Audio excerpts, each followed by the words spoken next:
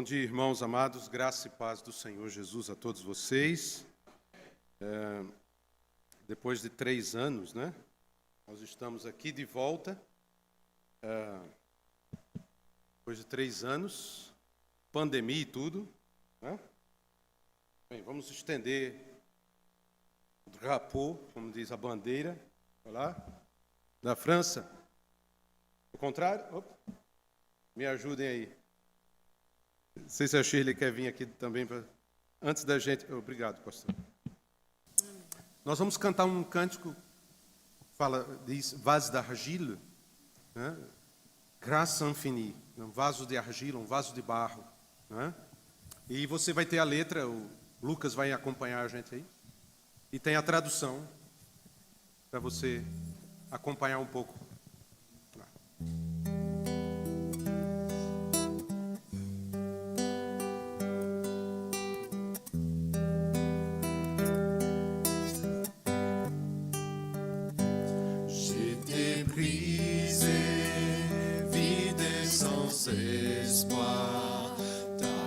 M'a trouvé, m'a restauré. Je n'ai rien à moi, mais tel que je suis, tu me libères, tu me libères. Grâce infinie de notre Dieu qui a m'a sauvé. Oh, oh, j'allais de lieu en lieu quand tu m'as retrouvé. Maintenant je vois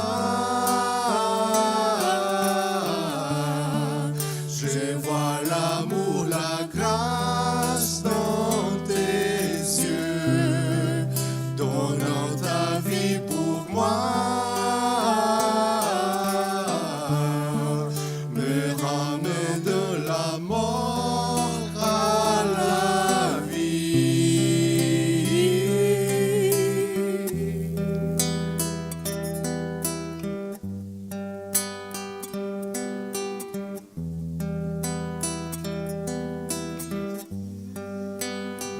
Tu prends nos échecs, tu prends nos faiblesses, tu places ton trésor dans des vases d'argile. Oh, prends mon cœur, Père, je veux te servir pour que tous voient ta vie en moi. Grâce infinie de notre Dieu qui un jour m'a sauvé. Oh, oh, j'allais de lieu en lieu quand tu m'as retrouvé. Maintenant je vois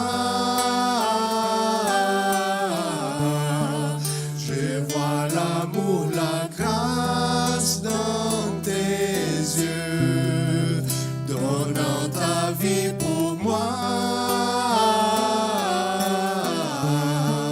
me ramène de la mort à la vie.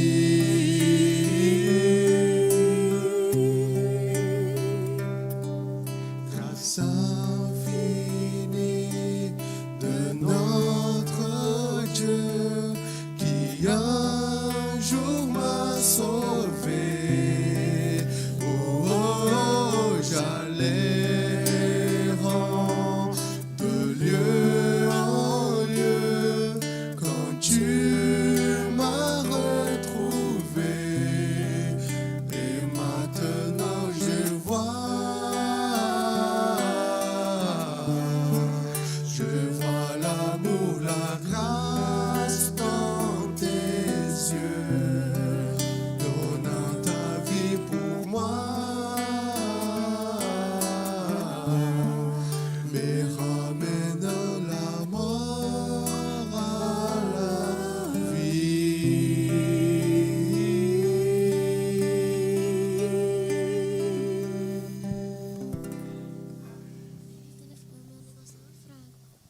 Irmãos, eu gostaria de pensar com vocês. Lucas, tem aí meu PowerPoint, você vai me acompanhar. Eu vou te dar o sinal e você... Vou fazer assim, você me acompanha, tá bom? Beleza. Nós vamos falar hoje, eu quero falar sobre uma igreja que caminha unida. Então vou pedir que você abra a sua Bíblia, por favor, em Efésios novamente. Foi feita essa leitura no início do culto, nessa manhã. Efésios capítulo 4, de 1 a 6. Mas eu vou ler esse texto em duas partes. Do verso de 1 a 3 e depois vamos examinar os versos de 4 a 6. Essa é uma mensagem que é quase que um estudo bíblico. Então, eu vou pedir que você não feche sua Bíblia, ou se você tem a Bíblia no celular, que você não desligue, né? Só não pode ir no WhatsApp, né? Mas lá a gente fala muito assim, allumez votre Bible, ou seja, ligue sua Bíblia, né? Então, você também pode ligar sua Bíblia, se você tiver aí no celular. Efésios 4, de 1 a 3, eu quero começar refletindo sobre isso. Estou lendo na tradução Almeida, século 21. Diz, portanto eu, prisioneiro no Senhor, peço-vos que andeis de modo digno para com o chamado que recebeste, com toda humildade e mansidão, com paciência, suportando-vos uns aos outros em amor, procurando cuidadosamente manter a unidade do Espírito no vínculo da paz. Eu queria observar primeiramente o contexto dessa carta. Pode colocar aí, Lucas, por favor. A primeira parte da carta aos Efésios é uma parte mais teológica, dos capítulos 1 a 3. É onde Paulo ele faz uma explanação profunda da maravilhosa obra de Deus.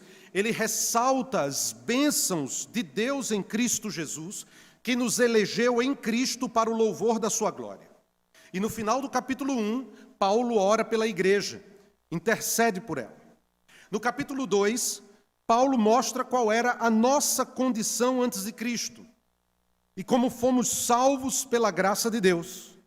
Essa salvação se manifesta em obras que transformam a realidade. Nós somos salvos pela graça, mas desde já que somos salvos pela graça, somos salvos não para ficar sentados no banco da igreja, somos salvos para praticar boas obras, diz o capítulo 2, verso 10.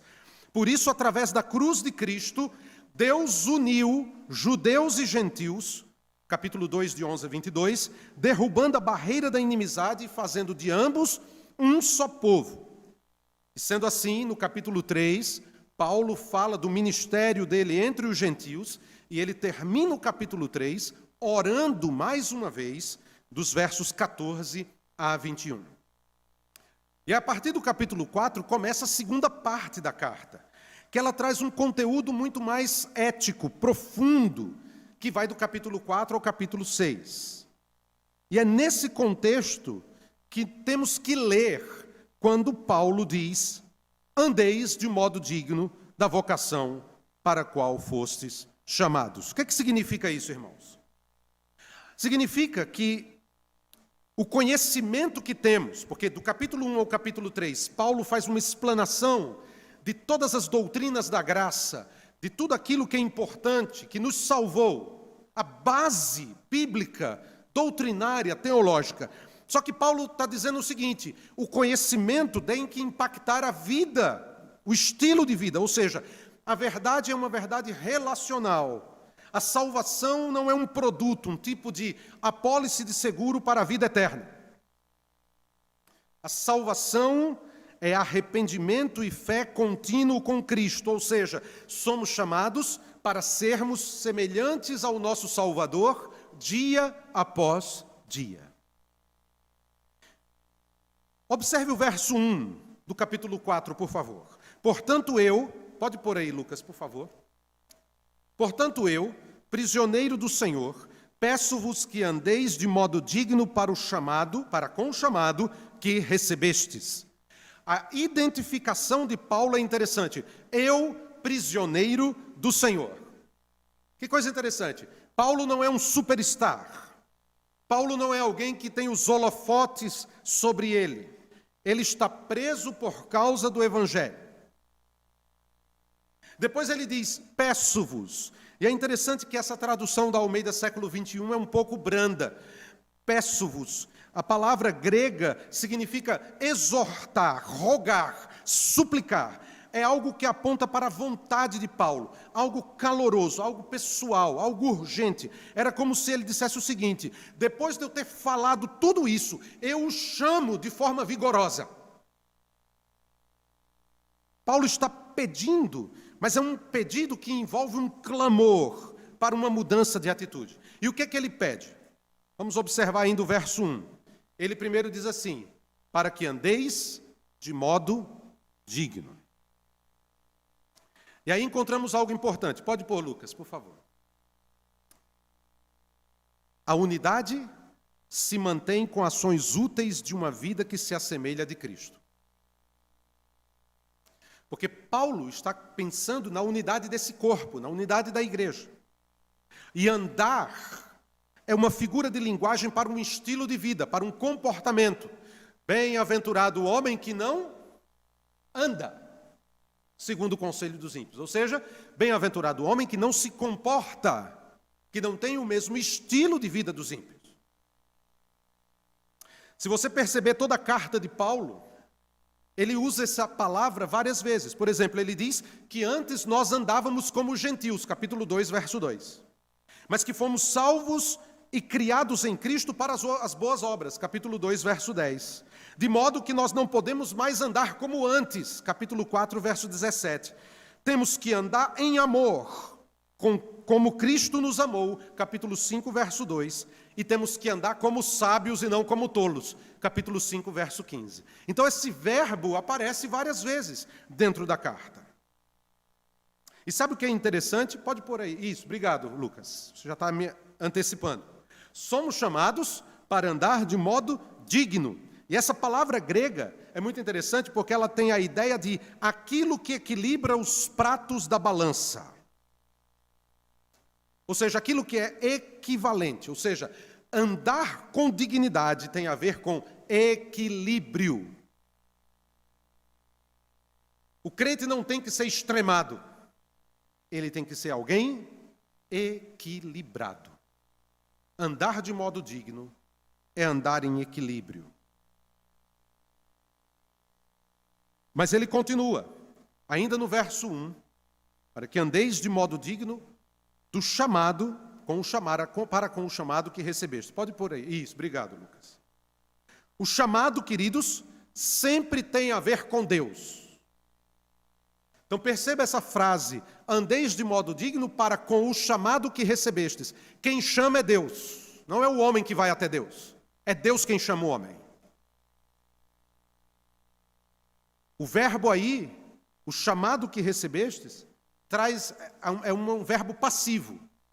Então não é o homem que diz assim, eu estava refletindo, pensando e acho que eu vou seguir a Jesus. É Deus quem chama. A ação primeira de Deus. E é interessante que essa palavra chamado tem uma relação profunda com o último versículo do capítulo 3.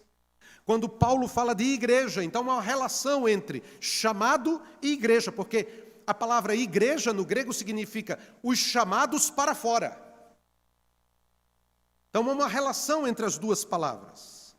E aqui nós podemos ver que tanto o Antigo como o Novo Testamento concordam.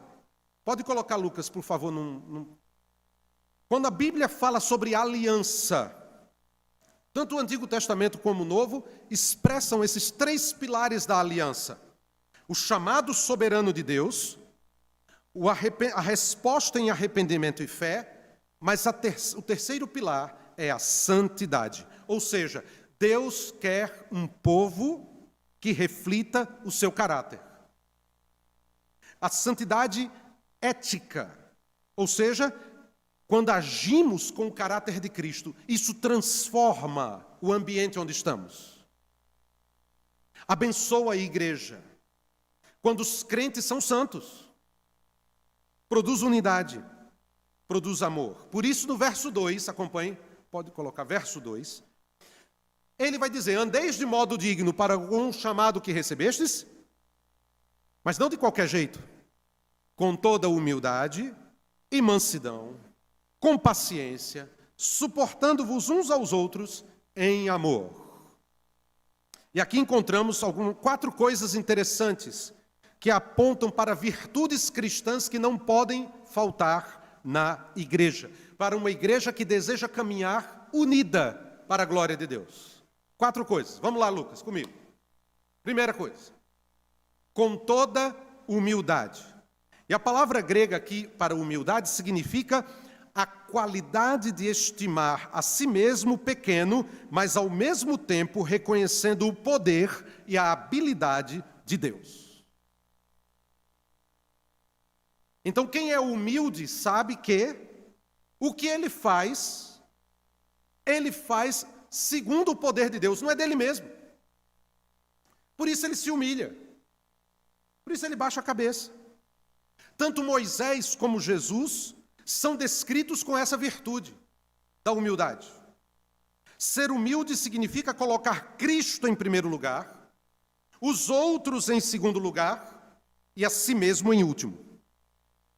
Significa conhecer a si mesmo, aceitar-se e ser o que é para a glória do Senhor. Então, queridos, o problema não é aceitar a si mesmo e os dons que Deus nos deu, mas o problema é de se considerar superior aos outros. E se uma igreja deseja andar unida, ela não pode desenvolver o orgulho, ela tem que desenvolver a humildade. Segunda coisa, ele fala da mansidão. Pode clicar mais uma vez. Não, tá bom, deixa assim, mansidão e paciência, se quiser. A mansidão. E ela traz a ideia de manso, mas também significa gentil. Mas eu gosto muito da ideia dessa palavra. Mansidão significa a força domesticada, como um animal treinado. Ou seja, Deus deseja nos moldar de tal modo que a nossa energia seja canalizada para o seu propósito e glória. Então, queridos, mansidão não é sinal de fraqueza. Mansidão significa o poder sob controle. Eu sei que posso, eu sei que o nosso espírito nordestino é um pouco avexado. Às vezes a gente quer atravessar as coisas, passar por cima. Mas Jesus quer que essa força seja domesticada e esteja debaixo da ação do Espírito Santo. Ele quer que sejamos mansos. Depois ele diz com paciência. E é interessante, a tradução que foi lida no início fala longanimidade, é isso mesmo. Macrotimia, macros significa grande, timos, ânimo. Então essa palavra está conectada com uma atitude de nunca perder a paciência e a esperança em relação às pessoas e aos eventos. Olha que difícil, né? A gente pensa que paciência é aguentar o irmão assim meia hora. Não, é nunca perder a paciência e a esperança em relação às pessoas e aos eventos. Isso não é 30 minutos. Não é só no domingo. Eu tenho que ter paciência domingo com o irmão. Não. A ideia da palavra é a capacidade de tolerar o desconforto sem revidar. É uma atitude e uma virtude do Espírito Santo. É o resultado de andar no Espírito. E, finalmente, suportando-vos uns aos outros em amor. E aqui é um negócio ainda mais além do que paciência. É a paciência com alguém até que termine a provocação. Se macrotimia é você ter paciência em relação aos outros e às circunstâncias, suportar significa que você tem que ter uma paciência enquanto ela lhe provoca. E você vai segurar e suportar isso até que a provocação termine.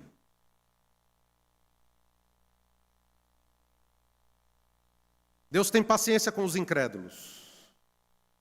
E Ele quer que tenhamos paciência uns com os outros, suportando uns aos outros, em amor, com o mesmo amor que Cristo teve por nós. Se observarmos atentamente esses 4 pontos, nós veremos que esses 4 pontos falam do caráter de Cristo. E aí veja o verso 3, por favor. procurando cuidadosamente manter a unidade do Espírito no vínculo da paz. Veja, a ideia de procurar cuidadosamente significa de fazer todo o esforço para ser diligente. Em outras palavras, seria o seguinte, como se Paulo dissesse, não pouparemos esforços para manter a unidade do Espírito no vínculo da paz. Queridos, a unidade da igreja não é responsabilidade apenas do pastor. Não é responsabilidade apenas dos diáconos, da liderança da igreja. A responsabilidade pela unidade do corpo é do corpo, é de cada crente, é de cada pessoa. É um trabalho infindável. Porque o diabo sempre vai querer nos dividir. O diabo sempre vai nos atacar. Ele sempre vai querer colocar um contra o outro. Ele sempre vai querer nutrir uma ponta de orgulho, um desejo de querer ser maior, um desejo de, eu sei mais do que você. Mas como crentes, somos chamados a nutrir o caráter de Cristo em nossa vida, com toda humildade, mansidão, paciência e suportar uns aos outros em amor, como Cristo nos suporta, e lutar pela unidade do corpo. Agora, deixa eu dizer um detalhe importante aqui, porque quando a gente fala de unidade, as pessoas pensam que unidade é uniformidade. Unidade não é uniformidade. Jesus não é o ditador da Coreia do Norte que diz que todos os homens têm que cortar o cabelo do jeito que o cabelo dele é cortado. Unidade é de origem interior, é uma graça espiritual. Enquanto que uniformidade é da pressão exterior. Por isso, Paulo, na primeira carta aos Coríntios, capítulo 12, ele utiliza o exemplo do corpo humano para retratar a unidade cristã. O corpo não é feito de um membro só, ele é feito de diversos membros, com diversos dons, com diversas habilidades, mas o conjunto forma uma unidade. E Paulo aqui também vai usar essa mesma ilustração, essa mesma ideia. Cada parte do corpo é diferente umas das outras, mas todas trabalham em conjunto. E esse trabalho em conjunto é no vínculo da paz. E aí eu quero citar Tiago. Pode pôr aí, Lucas. Obrigado. De onde vêm as guerras e discórdias que há entre vós? Será que não vem dos prazeres que guerreiam nos membros do vosso corpo? A quem Tiago dirigiu essa palavra? Certamente não foi a Vladimir Putin ou a Volodymyr Zelensky. Ele disse isso para a igreja. As igrejas da Judéia estavam em pé de guerra. Os membros não cuidavam uns dos outros. Alguns até menosprezavam os mais pobres. E por incrível que pareça, ainda tinha crente levando os mais pobres para o juiz. Criando divisão, problema. E Tiago tem que dizer isso para a igreja. Convém observar que o motivo para as guerras, para os conflitos, elas acontecem no nível exterior. Elas não acontecem no nível exterior. Elas começam no nível interior. Então, olha que coisa interessante. Por que Paulo diz manter a unidade do Espírito no vínculo da paz? Porque se o crente não está em paz com Deus, ele está em pé de guerra com os irmãos. Pode ver que todo crente que cria problema é alguém que não tem comunhão com Deus. Todo crente que faz fofoca, todo crente que fala uma coisa, leva um assunto, produz... é alguém que não tem comunhão com Deus. Ele está em guerra interior. Por isso, Paulo vai apresentar a nós 7 realidades espirituais, e aí eu quero acompanhar com vocês o texto. Pode pôr aí. Acompanhe na sua Bíblia, por favor, os versos de 4 a 6. Há um só corpo e um só Espírito, como também fostes chamados em uma só esperança do vosso chamado. Há um só Senhor, uma só fé, um só batismo, um só Deus e Pai de todos, que é sobre todos, por todos e está em todos. 7 realidades espirituais que devem fundamentar o caminhar de uma igreja. Por que temos que ser uma igreja unida? Vamos examinar. Primeiro, vamos lá, Lucas, comigo. Pode passar. Eu quero que vocês observem isso aí. Se você puder sublinhar na sua Bíblia, isso é muito interessante. Há um só Espírito, há um só Senhor, há um só Deus e Pai de todos. A quem Paulo está falando aí? O que é isso aí? O que é isso aí, irmãos? A Trindade. A Trindade. Está numa posição diferente, mas às vezes aparece assim mesmo no Novo Testamento. Um só Espírito, um só Senhor, Jesus Cristo, um só Deus e Pai. Pode passar, Lucas, por favor. Olha o que Paulo trabalha. Há uma diversidade de dons, em 1 Coríntios, mas o Espírito é o mesmo. Há uma diversidade de ministérios, mas o Senhor é o mesmo. Há uma diversidade de realizações, mas é o mesmo Deus quem realiza tudo em todos. Deu para perceber ali novamente a Trindade? Era como se Paulo dissesse aos coríntios: vocês estão brigando na igreja por causa dos dons. Não tem sentido, porque a Trindade caminha unida.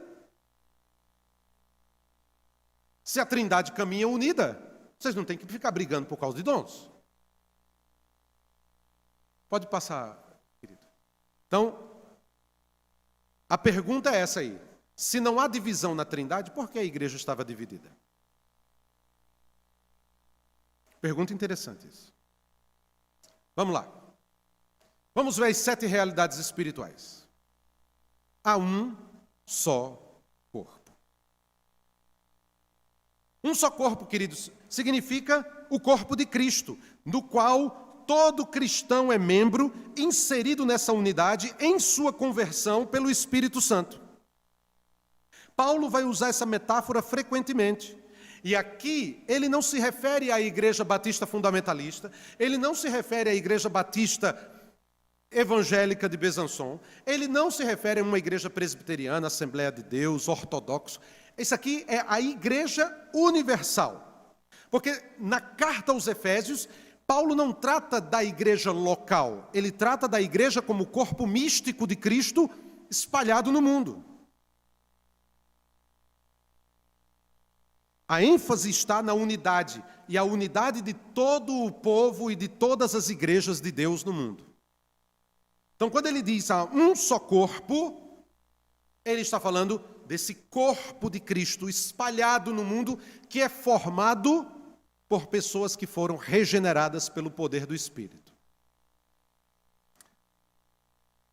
É um detalhe interessante, porque hoje em dia se fala muito dos desigrejados. Já ouviram falar dessa expressão?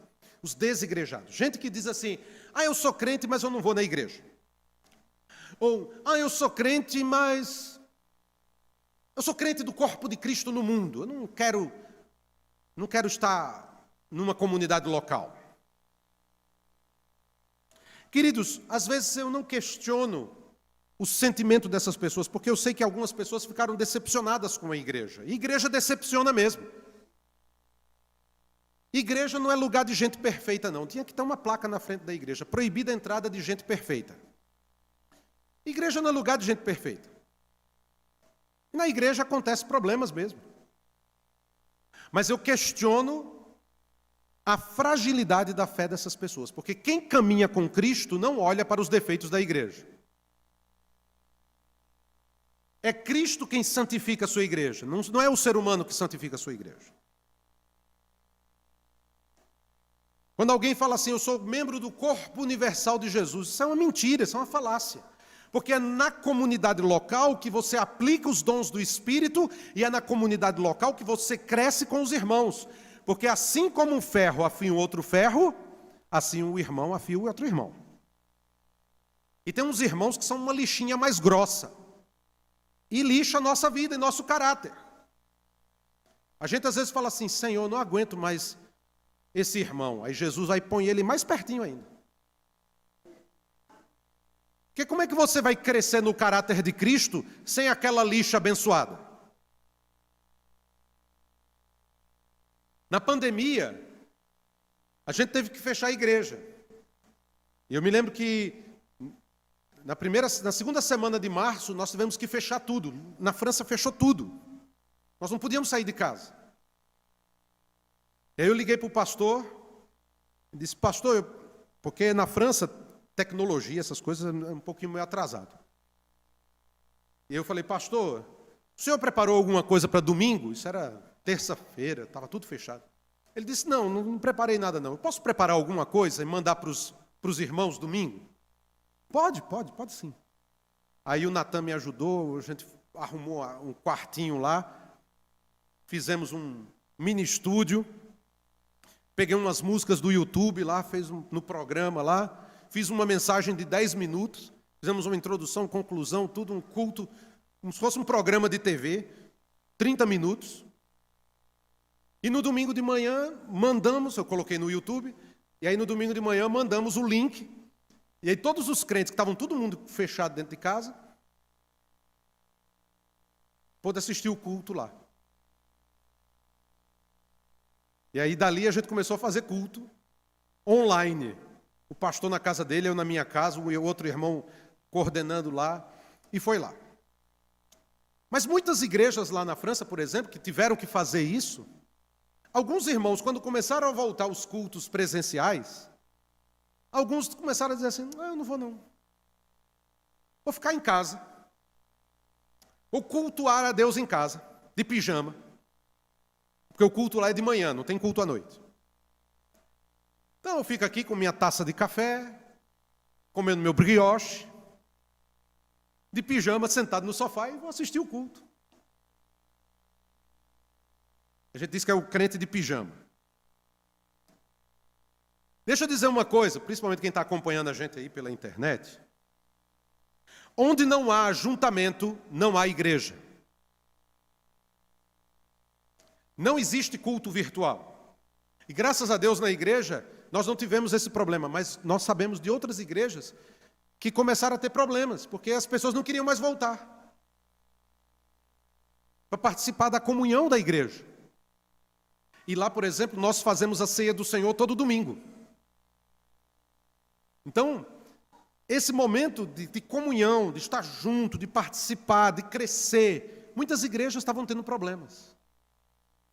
E eu comecei a dizer para os irmãos, a transmissão pela internet serve 2 propósitos. Primeiro, para os irmãos idosos e doentes da igreja que não podem estar conosco.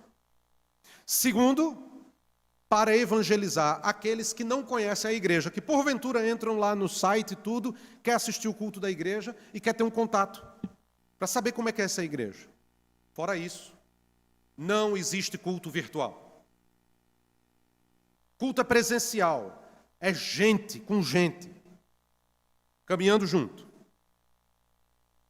Depois Paulo diz o seguinte, segunda coisa, há um só Espírito. Pode pôr aí, um só corpo. Depois Paulo diz, um só Espírito. Que Espírito é esse? O Espírito Santo. Sem o Espírito Santo, é impossível conhecer a Deus. Sem o Espírito Santo, é impossível alguém vir a Cristo. Sem Espírito Santo, é impossível uma vida cristã autêntica que cresça. Sem o Espírito Santo, é impossível a unidade do corpo. Nós não podemos nos esquecer que esse Espírito Santo habita nos crentes, habita em nós. E Jesus disse, não vos deixarei órfãos, eu deixarei para vós um outro Consolador, para que esteja para sempre convosco. Ele vos fará lembrar todas as minhas palavras, ele vai me glorificar. E esse Espírito habita em nós. E na carta aos Efésios nós encontramos 12 referências ao Espírito Santo. Por quê? Porque ele é essencial para a vida cristã. Então não importa se você é pastor, diácono, professor de escola bíblica ou novo convertido, o Espírito de Deus habita em você. Todos nós temos a unção que procede do Santo, diz João na sua primeira carta. Não tem crente mais ungido e outro menos ungido.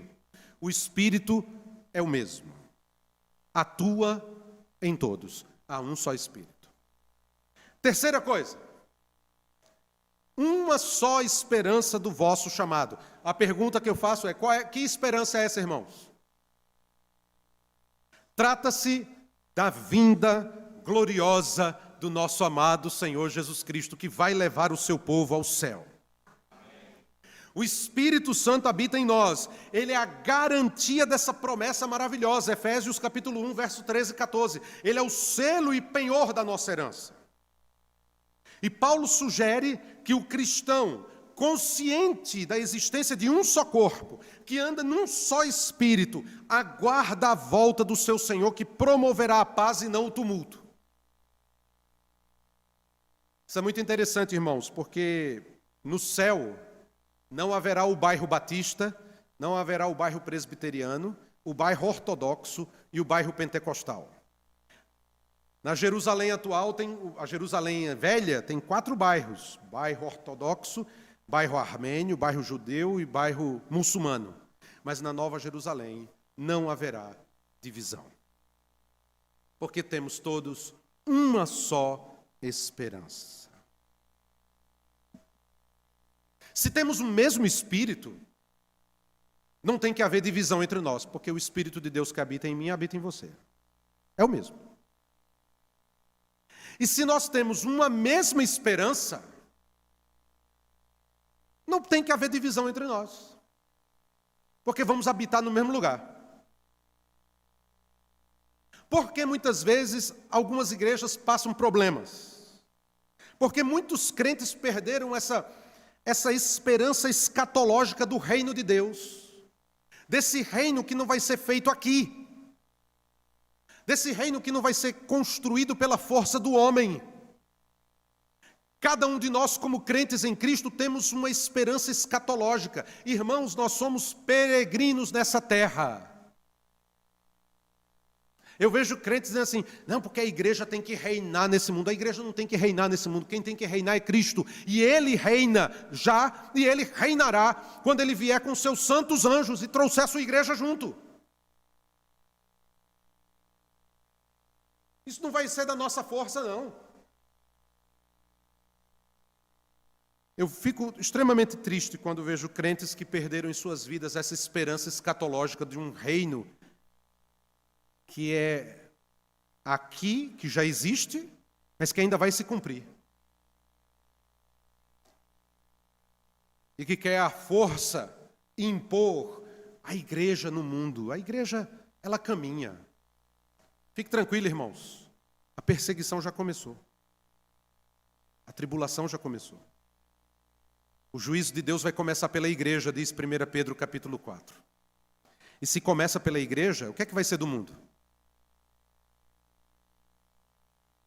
Então fique tranquilo. O Senhor guarda os seus. Paulo prossegue. Há um só Senhor. E essa palavra é importante, Kyrios, Senhor. Porque no Antigo Testamento, essa expressão para o nome sagrado de Deus. Lembras de Moisés? Eu vou lá para o povo, vou falar para o teu nome. Eles vão dizer, qual o nome do Deus que falou contigo? Você vai dizer, eu sou o que sou, eu sou me enviou a vós. O nome sagrado de Deus é impronunciável. Alguns dizem que é Yahvé, ou Yahweh, o Javé, nós não sabemos. Mas quando os judeus gregos traduziram o Antigo Testamento hebraico para a língua grega, quando eles traduziram Senhor, porque quando nós chamamos o nome de Deus no hebraico, a gente fala Senhor. Por isso que na sua Bíblia aparece às vezes Senhor, tudo maiúsculo. Ali é o nome de Deus, o nome sagrado. O judeu vai dizer Hashem, ou Haolam, ou seja, o eterno, o nome é impronunciável. Mas quando os judeus gregos traduziram, eles traduziram como Kyrios. E é interessante que no Novo Testamento, Kyrios é associado a Jesus Cristo. Porque Jesus e o Pai são um. Quem é o Senhor da igreja? Não é o pastor Francisco. não são os diáconos, não é a liderança. Há um só Senhor, um só que derramou seu sangue precioso, um só que se humilhou, tomando a forma de servo, sendo obediente até a morte e morte de cruz. Um só Senhor. Alguém perguntou uma vez para Gandhi, qual é o maior empecilho do cristianismo crescer na Índia? E Gandhi disse, os cristãos. Porque às vezes nós dizemos que somos de Cristo, mas guiamos a nossa vida por nós mesmos. Há um só Senhor. Vamos em frente, estamos terminando. Uma só fé. Qual o sentido de fé aqui, irmãos? Não é a fé salvadora. Pela graça sois salvos por meio da fé. Isso é a fé salvadora, Efésios 2:8. Também não é a fé no sentido de confiança em Deus. Uma só fé. O que significa uma só fé? Uma só doutrina. Fé aqui tem a ver com doutrina. E isso se encaixa no contexto mais amplo de Efésios e Colossenses, porque as duas cartas foram escritas no mesmo momento. Fé aqui é um conjunto de valores definidos, de verdades que Cristo confiou à sua igreja. Judas a chama de a fé que uma vez por todas foi entregue aos santos. Os primeiros cristãos, eles proclamavam uma fé única. Eles transmitiam uns aos outros. Nós podemos discordar de certas questões de interpretação, de prática eclesiástica. Por exemplo, aqui a gente faz a ceia uma vez por mês. Na França a gente faz todo domingo. Quem está certo? Pouco importa. O importante é a ceia. Entendeu? Então tem coisas que são secundárias, mas outras são fundamentais. E nessas que são fundamentais, a igreja não pode abrir mão. A Bíblia é a palavra inerrante de Deus. A salvação é pela graça só, pela fé só, e não há outro caminho.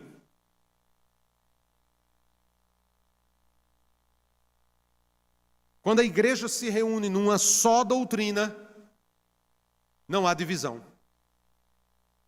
Ela caminha unida, porque ela sabe o que crê.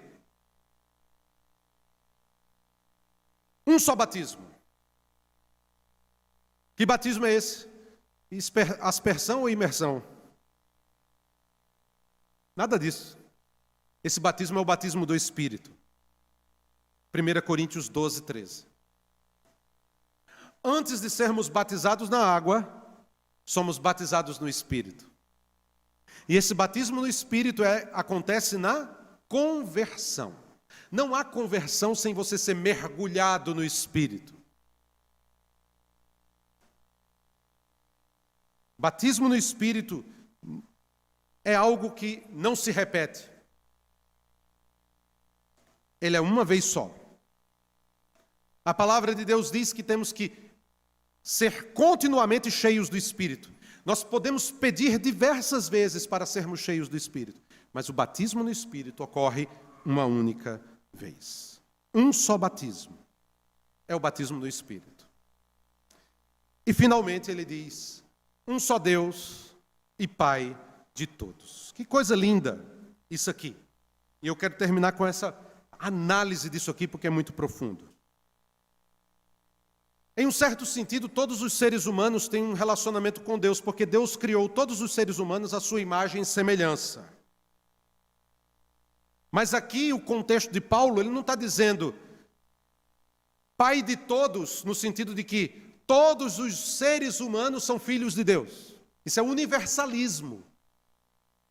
A Bíblia não fala de universalismo.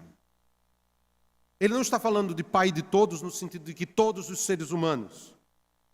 Porque como ele não está falando da criação, ele está falando da recriação. O que é que diz 2 Coríntios 5,17? Quem está lembrado? Se alguém está em Cristo, as coisas velhas, eis que tudo. A melhor tradução seria: quem está em Cristo é nova criação. Então Paulo não está tratando da criação original. Ele está tratando da nova criação. E esse povo que é a nova criação, ele é o pai de todos. Ele é o pai de todos os que creem. E é interessante que Paulo gosta de enfatizar Deus como pai. Essa união maravilhosa dos cristãos na família de Deus. E aí ele vai dizer que Deus está acima de todas as coisas, operando por meio de todas as coisas e em todas as coisas. Se somos filhos do mesmo Pai, não temos que ter divisão. Temos que andar unidos. E aí observe que interessante esse esquema que eu fiz. Os três primeiros sinais, são 7 sinais. Os 3 primeiros sinais, as 3 primeiras razões, centralizam-se no Espírito Santo. Há um só Espírito, uma só fé, né? Há um só Espírito, uma só fé, um só batismo. Depois, as 3 seguintes estão baseadas no Filho. Quais são? Está acompanhando assim na sua Bíblia? Um só Senhor, um só fé, um só batismo. Do Espírito é um só corpo, um só Espírito, uma só esperança. No Filho, um só Senhor, uma só fé e um só batismo. E aí agora ele chega no Pai. Põe aí, por favor, Lucas, comigo, vamos acompanhar para o final aí. O verso 6. Há um só Deus e Pai de todos, que é sobre todos, por todos e está em todos. Queridos, a compreensão dessas verdades é fundamental. Porque às vezes nós pensamos muito na obra do Espírito e na obra de Jesus.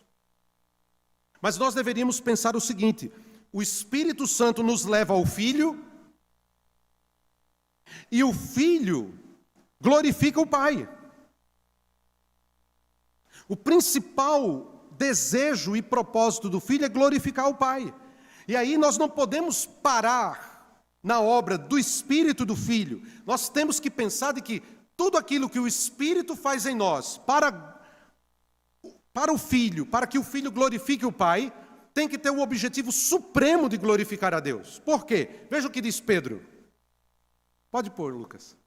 Porque também Cristo morreu uma única vez pelos pecados, o justo pelos injustos, para levar-nos a Deus. A obra do Espírito e a obra de Jesus em nós é para levar-nos ao Pai. Por isso que Paulo vai terminar glorificando o Pai. Pare e pense um instante. As 3 pessoas da Trindade estão em íntima, ativa relação pessoal e interessadas em nós e na nossa salvação. Na eternidade, o Pai, o Filho e o Espírito Santo planejaram a nossa salvação e no tempo oportuno ela foi posta em ação. E aí temos um relacionamento com uma trindade, e essa relação torna inevitável a questão da unidade. Uma igreja que caminha unida é uma igreja que tem esse relacionamento com a trindade, em que o Espírito habita em mim, em que Cristo me salvou, e que a obra do Espírito e de Cristo me levam até o Pai.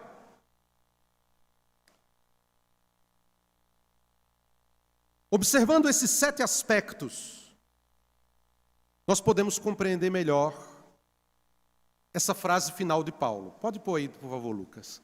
Um só Deus e Pai de todos, que é sobre todos, por todos e em todos. E eu quero terminar com 3 conclusões práticas. Primeiro, pode pôr aí.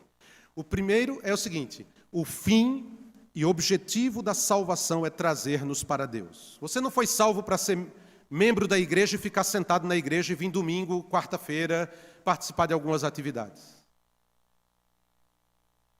Isso um religioso faz tranquilamente, sem esforço nenhum. O objetivo da salvação é levar-nos a Deus. Alguém pode achar estranho falar isso, mas é necessário falar isso. O Senhor Jesus Cristo veio ao mundo e fez tudo para levar-nos ao Pai. Quando nós oramos, oramos ao Pai, não oramos ao Senhor Jesus. Não oramos ao Espírito Santo. Nós chegamos ao Pai por meio de Jesus Cristo, porque a finalidade de Jesus Cristo é levar-nos a Deus. E a salvação, queridos, não é para a nossa felicidade. A salvação não é para ter uma experiência profunda ou ganhar os benefícios dessa salvação. Porque hoje as pessoas falam assim, eu me sinto bem na igreja. A gente canta, a gente ora, o pastor prega uma mensagem bonita, eu me sinto bem na igreja. Se você pensa a salvação nesse aspecto, alguma coisa está errada, porque a salvação não é para você se sentir bem.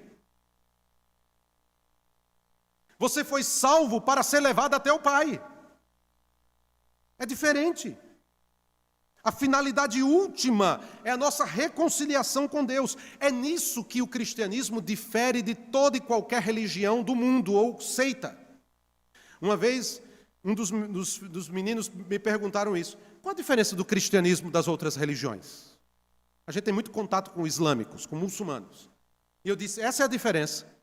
Nas outras religiões, é você que faz a coisa acontecer. É você que se salva. É você que se esforça.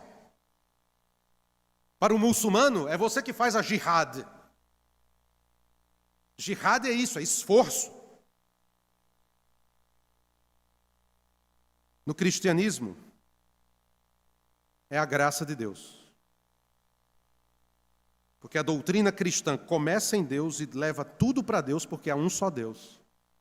Não é você, é Deus. Segunda lição. Se esse é o objetivo final da salvação, então todos nós cristãos devemos vir unidos ao mesmo Deus. Se viermos unidos ao mesmo Deus, então não haverá divisões. Por quê? Porque nós temos todos juntos um só e mesmo objeto de culto.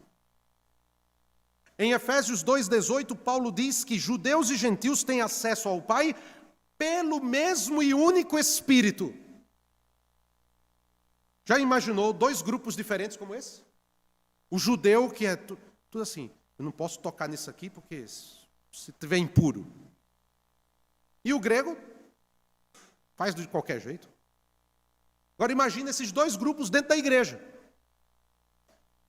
O judeu cheio de regras e o grego sem regras. Mas que dentro do corpo estão unidos no mesmo Espírito. Amados, observe com atenção a Escritura. No céu, tudo se centraliza em Deus. Apocalipse 4 e 5 diz que tem um trono. E esse trono celestial está cercado, os animais, os anciãos, os anjos, e todos estão ao redor do trono e adoram o Pai eterno. E todos eles se inclinam, todos eles se voltam para Deus. Até os anjos escondem o rosto.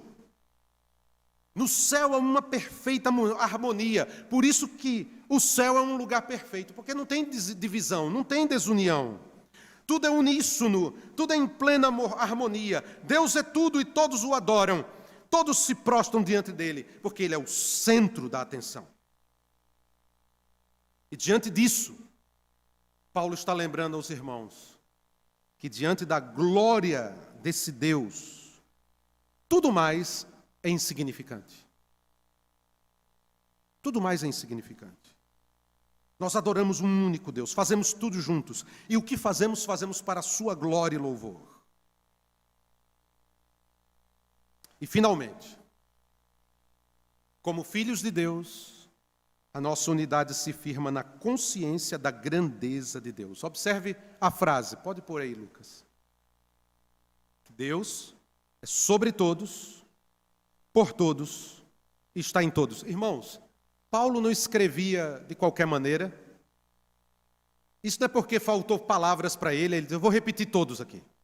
Por todos, sobre todos, por todos e em todos. Não é jogada de marketing de Paulo. Não é frase de efeito. Hoje tem muito pregador com frase de efeito, né? Tem uns até que usa de desenho da Marvel, ou filme da Marvel, né? Há grandes poderes, há grandes responsabilidades. Você não é o Homem-Aranha, tá? Paulo não está fazendo isso.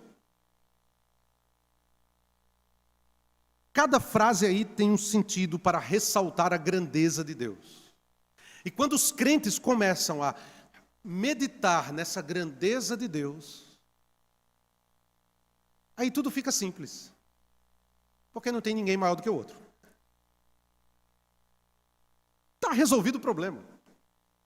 Basta pensar o quão grande Ele é.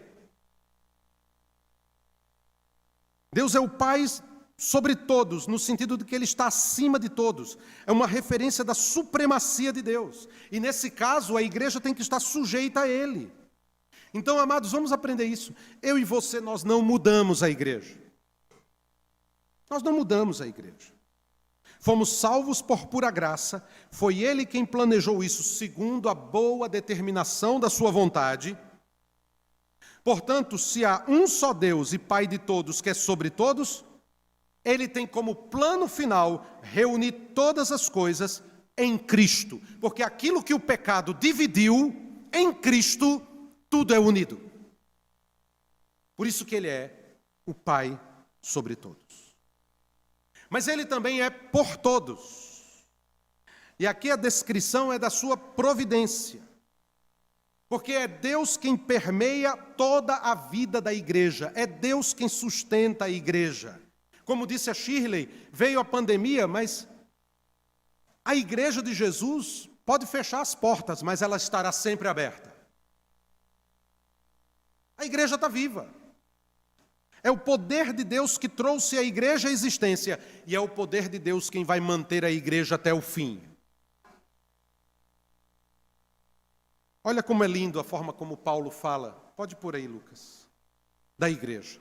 Sendo iluminados os olhos do vosso coração, para que saibais qual é a esperança do chamado que Ele vos fez, quais são as riquezas da glória da sua herança nos santos, e qual é a suprema grandeza do seu poder para conosco os que cremos, segundo a atuação da força do seu poder que atuou em Cristo, ressuscitando-o dentre os mortos e fazendo-o sentar à sua direita nos céus. Queridos, esse poder que ressuscitou Cristo dentre os mortos é o mesmo poder que atua no meio da sua igreja. É o poder que nos tirou das trevas e da morte para a luz e para a vida.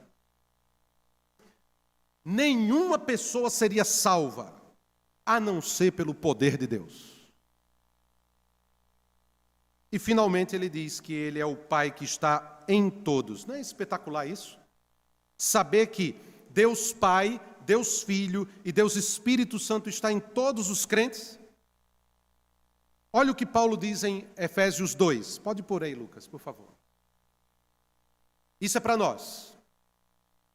Assim não sois mais estrangeiros, nem imigrantes.